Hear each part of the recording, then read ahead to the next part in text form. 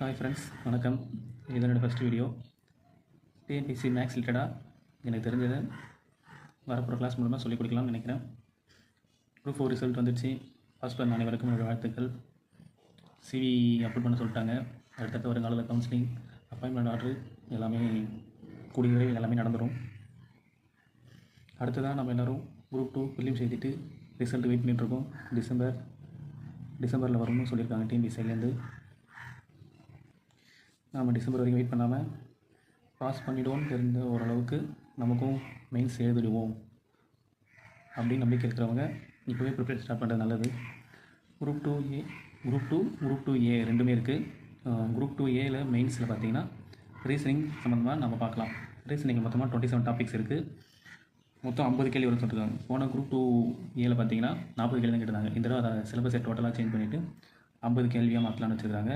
50 × 1.5 75 mark வந்துடும். அதிலேயே நம்ம வந்து பார்த்திங்கன்னா 50 நிமிஷத்தில் முடிக்கிற மாதிரி நம்ம ஓரளவுக்கு கிளாஸஸ் எடுப்போம்.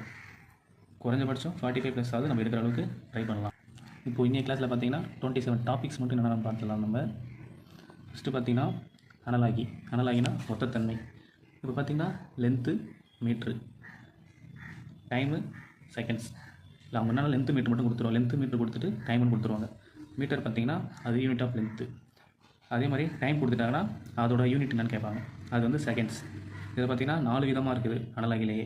Number analogy, letter analogy, word analogy, figure analogy. இது நாலுமே நம்ம இப்போ வர கிளாஸ் எல்லாத்தையும் பார்த்துக்கலாம். நம்ம ரெண்டாவதாக பார்த்திங்கன்னா வகைப்படுத்துதல், கிளாஸிஃபிகேஷன். அது வந்து இன்னொரு இதில் என்ன சொல்லலாம்னா ஆட் ஒன் அவுட் ஒன்றும் சொல்லலாம். இது பார்த்திங்கன்னா curd, butter, oil, cheese, cream இருக்குது. இது வந்து பார்த்திங்கன்னா ஆயில் மட்டும்தான் டிஃப்ரெண்ட்டாக இருக்கும். கர்டு, பட்டர், சீஸு, க்ரீம் எல்லாமே பால்லேருந்து வர பொருள் ஐட்டம். ஆயில் மட்டும் வித்தியாசமானது, அதனால் ஆயில் தான் செலக்ட் பண்ணுவோம் நம்ம. மூணாவதாக பார்த்திங்கன்னா கோடிங், டீகோடிங். இது ஈஸியாக தான் இருக்கும். இதுலேருந்து 3 கேள்வி வர வரைக்கும் வாய்ப்பு இருக்குது மேக்ஸிமம். அதுக்கு பார்த்திங்கன்னா பிளட் ரிலேஷன்ஷிப் கான்செப்ட்னா பிளட் ரிலேஷன் தான். அது ஓரளவுக்கு எல்லாருமே போடுற மாதிரி தான் இருக்கும். அதுவும் பண்ணிடலாம். அஞ்சாவதாக பார்த்திங்கன்னா புதிர்கள்லாம் பசில்ஸ்.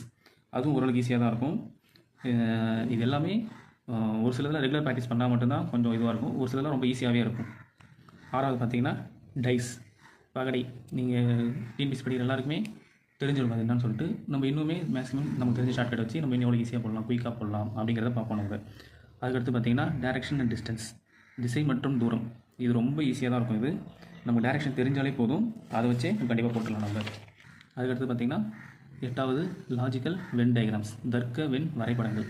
இது பார்த்திங்கன்னா 3 ரவுண்டு ABC தனித்தனியாக கொடுத்துருக்காங்க. 3 கொடுத்துருப்பாங்க. டாக்டர், இன்ஜினியர், லாயர், இது 3த்துக்கும் சம்மந்தம் இல்லாமல் இருக்கும்.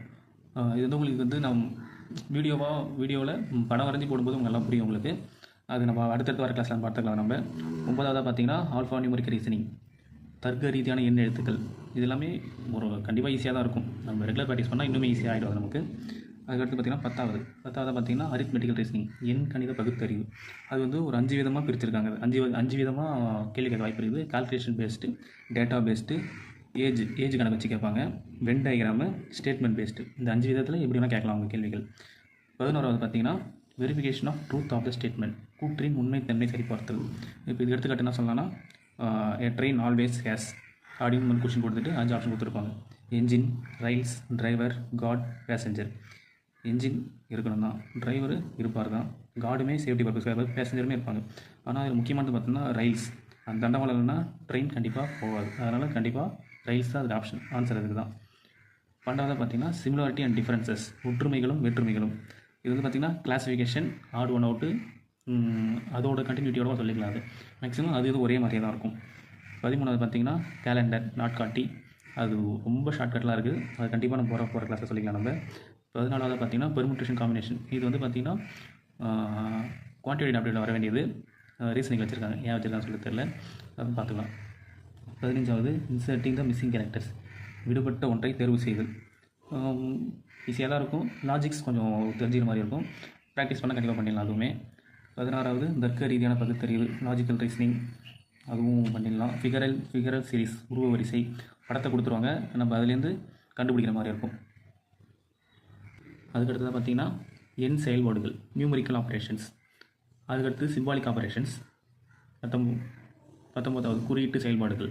இது ரெண்டுமே கிட்டத்தட்ட ஒன்று தான். அதுக்கடுத்து பார்த்திங்கன்னா வேர்டு பில்டிங், வார்த்தை கட்டுமானம். ஏதோ ஒரு வார்த்தை கொடுத்துருவாங்க, ஏதோ ஒரு பெரிய வார்த்தை கொடுத்துருவாங்க, அதுலேருந்து எந்தெந்த வார்த்தைகள் வரலாம் அப்படின்னு ஒரு கேள்வி இருக்கும். 4 ஆப்ஷன் கொடுத்து இதில் எது வரும் அப்படின்னு கேட்பாங்க. அப்படி இல்லைனா 4 ஆப்ஷன் கொடுத்துட்டு அதுலேருந்து எது வராது அப்படின்னு கேட்பாங்க. அதுவுமே கொஞ்சம் ரொம்ப ஈஸியாக தான் இருக்கும், அதுவுமே பண்ணிடலாம். 21 பார்த்திங்கன்னா ஸ்டேட்மெண்ட் அண்ட் கன்க்ளூஷன், கூற்று மற்றும் முடிவு. இது ரெகுலர் ப்ராக்டிஸ் பண்ணால் கண்டிப்பாக அடிச்சிடலாம். அதுவுமே 22வது பார்த்திங்கன்னா அட்ரஸ் மேட்சிங், முகவரியினை பொறுத்துதல். எடுத்துக்காட்டால் அவங்க ஒரு முகவரி ஒன்று கொடுத்துருவாங்க, 4 ஆப்ஷன் கொடுத்துட்டு அவங்க கொடுத்துருக்க முகவரி எந்த 4 ஆப்ஷன் இதோட பொருந்துது அப்படிங்கிற மாதிரி பார்ப்பாங்க. இது கொஞ்சம் புதுசு தான், இதுவும் பார்த்துக்கலாம். அதுவும் 23வது பார்த்திங்கன்னா பிரதிபிம்பங்கள், மிரர் இமேஜஸ். மிரர் இமேஜஸ் அதுவும் ஈஸியாக போட்டுடலாம். அதோட கண்டினியூட்டி வாட்டர் இமேஜஸ், அதுலேருந்து கேட்குறது வாய்ப்பு இருக்குது. நம்ம அதுவுமே ப்ராக்டிஸ் பண்ணிக்கலாம். நம்ம அதுவுமே 24வது பார்த்திங்கன்னா எம்பர்டட் இமேஜஸ், உட்பொதிந்த படங்கள். ஒரு படம் கொடுத்துருப்பாங்க, அது எதோட ஒத்து போகுதுன்னு கண்டுபிடிக்கணும், அதுதான் எம்பர்டட் ஃபிகர்ஸுங்கிறது. 25 விஷுவல் ரீசனிங், காட்சி பகுத்தறிவு, ஃபிகரல் கிளாசிஃபிகேஷன், உருவ வகைப்பாடு, சதுர நிறைவு. அவங்க ஏதாவது ஒன்று கொடுத்துருவாங்க, ஏதாவது ஒரு சதுரத்தை 3 ஆப்ஷன் 3 ஃபில் பண்ணிவிடுவாங்க, 4வது ஒரு ஆப்ஷன் மட்டும் அப்படியே விட்டுருவாங்க. அதில் 4 ஆப்ஷன் கொடுத்துருப்பாங்க, அது எது எந்த சதுரத்தை போட்டால் அது கரெக்டாக மேட்ச் ஆகுதுன்னு சொல்லிட்டு பார்ப்பாங்க. 27 டாபிக் இவ்வளோ தாங்க. ரீசனிங் அப்படின்னா ஏதோ பெருசு ரொம்ப கஷ்டமாக இருக்கும் அப்படிலாம் இது நினைக்காதீங்க.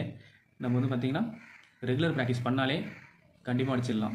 50 கேள்வியா, குறைஞ்சபட்சம் 45 கேள்வி மேலே கண்டிப்பாக நம்ம அடிக்கலாம். அந்தளவுக்கு நம்மளால் முடியும். ப்ராக்டிஸ் பண்ணால் கண்டிப்பாக அடிச்சிடலாம். இதில் நிறையா பார்த்திங்கன்னா ஈஸியாகவே இருக்கும்.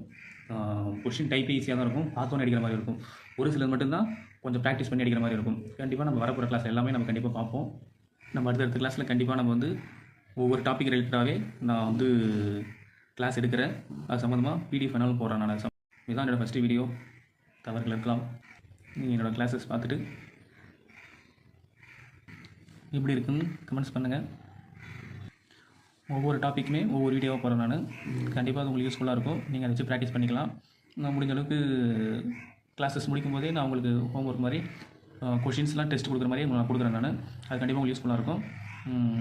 Thank you friends. சப்ஸ்கிரைப் பண்ணுங்கள். Thank you so much.